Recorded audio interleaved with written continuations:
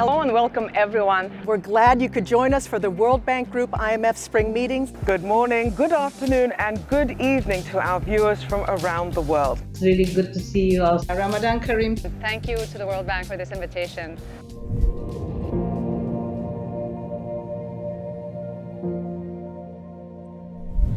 We are again living through a dangerous period of overlapping crises and conflicts. I have been deeply shocked and horrified at Russia's invasion of Ukraine, the atrocities committed against the civilian population, and the loss of life and livelihoods for millions of Ukrainians.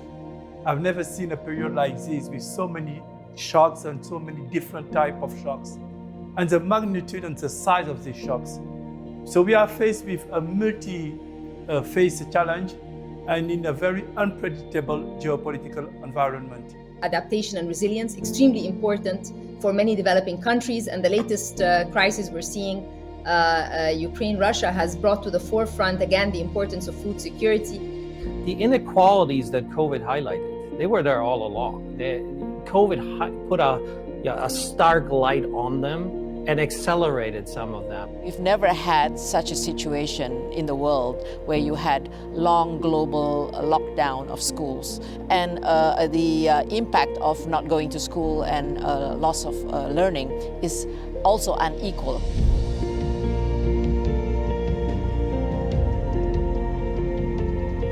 Yemen facing a complicated, severe crisis during the 7 years of war.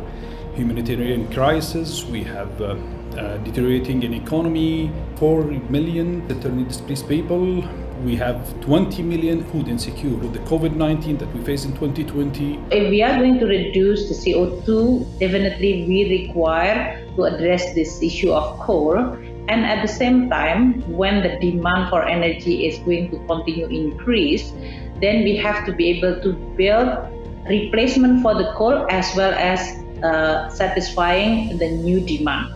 We need to be worrying about not just connecting the rural areas, but ensuring that that connectivity is meaningful.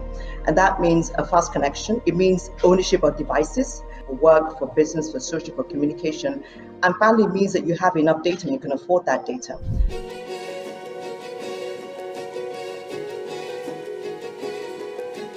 It's governance, it's connectivity, it's funding, it's making sure that this market reaches its full potential in what it can do for the people of our countries. We have the opportunity to lay the foundations for a digital society that must be fairer and more resilient to economic cycle. We can't solve for a 1.5 degree aligned world purely through financial instruments. We clearly need that enabling policy and regulatory frameworks in country, as well as the mechanisms to improve creditworthiness so that we can secure both local and international funds. I think that when we are thinking forward and rebirthing education, that we will need to give a lot more thought to what is education for, and we cannot have this cookie cutter where in every country we aspire to one norm, which may not work for us. Because the private sector is so agile, it can take on causes beyond their core business. And I think looking at the multiple crises that we are facing as humanity, even pre-pandemic, it shows that the public sector and private sector and civil society need to work together. You have to have a plan to integrate the migrants at all these sectors.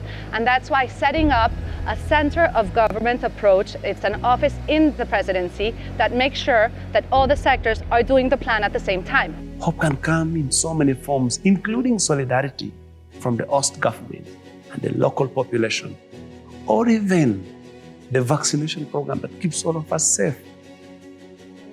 Hope is the most powerful glue that sticks humanity together.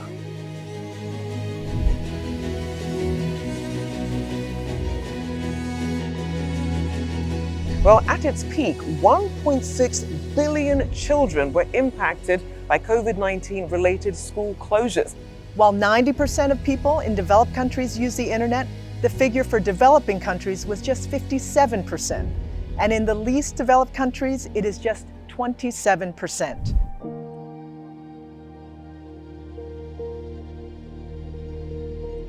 Once you start this subsidy thing, it's a race to the bottom. and poorer countries cannot compete. That's it. So we live in a world in which the rich will get to do everything and the poor will get left out. In education, the challenge was the acceptance of parents to send the kids to school. Yeah, because especially girls? Yes, especially girls. They prefer their kids to go for herding rather than going to school. So we had to educate the parents to accept sending their kids to school. Young women in Afghanistan and around the world who are protesting for their rights, they are raising their voices already. All I need to say to them is, I stand with you. And that's the message that they need to hear from the world, that we stand with them, we can hear them, and that we will take action.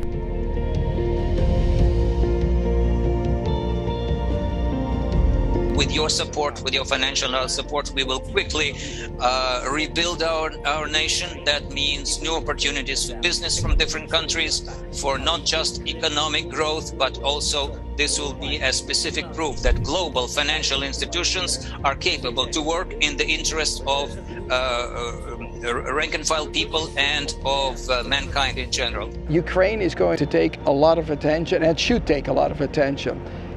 Also, the other FCB countries deserve a lot of attention. Our estimate shows that extreme poverty will be concentrated in the FCB in the next couple of years. So if we want to stop that trend, we have to invest.